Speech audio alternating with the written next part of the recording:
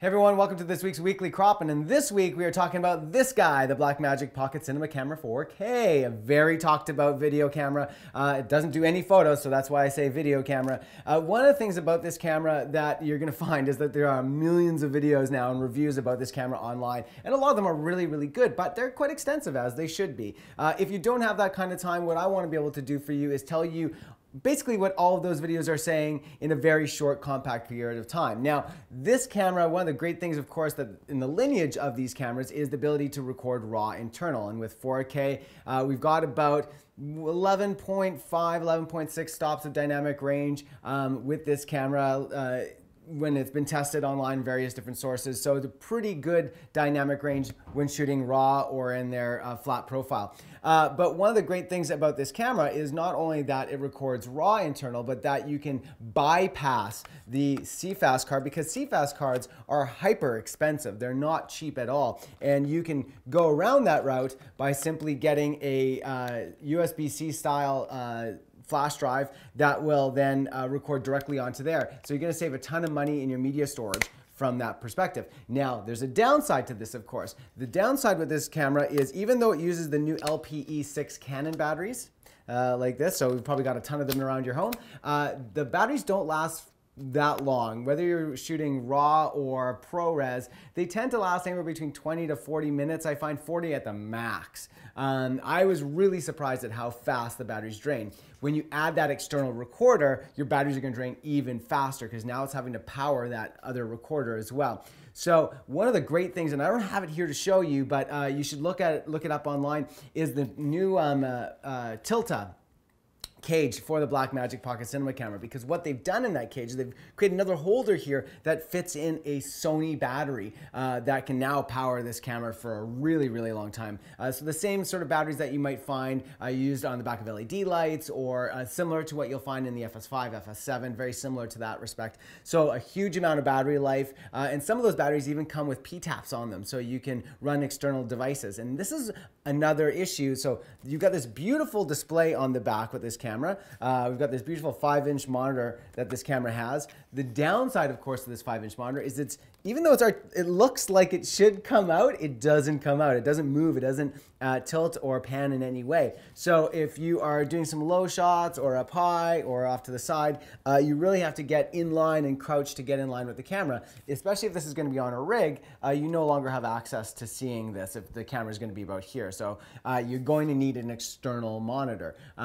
So with that in mind, you know, the ability for that battery to also power your external monitor, removing the batteries off the monitor, is great. So this will obviously pair really, really nicely with the Blackmagic Video Assist. So that's a really important thing to keep in mind. One of my favorite things about Blackmagic as a whole, if you don't come from, say, like the video world, then the heads-up display on these cameras are remarkable in terms of being able to walk up to the camera and immediately find the things that you need in terms of their menu system, how graphical it is. It's really, really well designed, probably the best in the world. I don't know that there's any that are laid out as nicely and as easily as this. The challenge for people who come from more the video world, who are used to being able to go into your camera and tweak, you know, the knee and the gamma and all those types of different settings in your gamut. You won't be able to do that with this camera. That's not what this camera is designed to do. But they do have, for those who don't want to shoot in Rec 709 and don't want to shoot in log, they do have an extended video, so that's like a hyper gamma. So it gives you a little bit more dynamic range without having to go full log, if you will. But the benefit, of course, with this camera is that when you shoot raw and you shoot log, it is a really, really great logarithmic profile. It grades beautifully within Resolve, as you would expect. So that's one of the great things about this camera.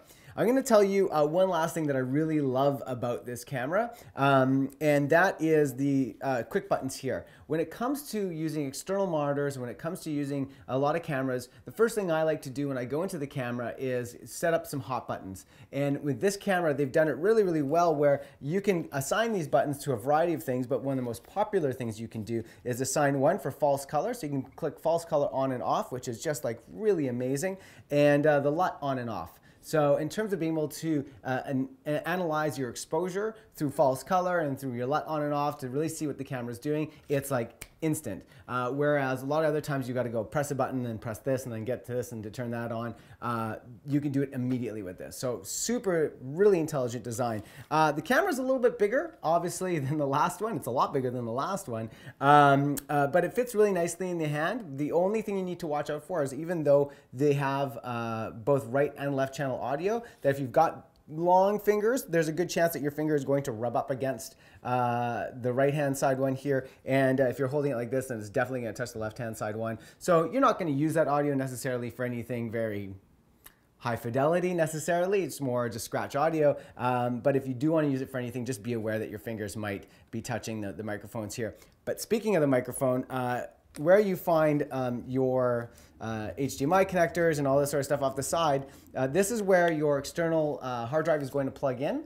But what's really cool is that you've got an XLR in. So you've got a mini XLR in. So you just need to find some sort of adapter that will adapt to the large XLR. But the fact that you have XLR audio, balanced line audio into the camera is amazing. That's going to allow you to get so much better quality audio from this camera. So all told, you've got this amazing interface. The camera as it stands, I think, needs a few things to make it a real production workhorse. I think you do need to find an external battery solution, whether that is through a V-mount, dummy battery, that kind of thing that will run that through, or to get something like the Tilta battery system, Cage system, which I think is kind of a no-brainer, because in addition to that Tilta system with the battery, you also have a holder for your external drive, and you also have a follow focus that you can buy, that then this handle controls the follow focus. So it's a whole complete ecosystem, which I really encourage you guys to take a look at. And that's it for this week's Weekly Crop. We're super excited to have this camera finally in our stores, and if you have any questions or want any more information about the Blackmagic Pocket Cinema Camera 4K,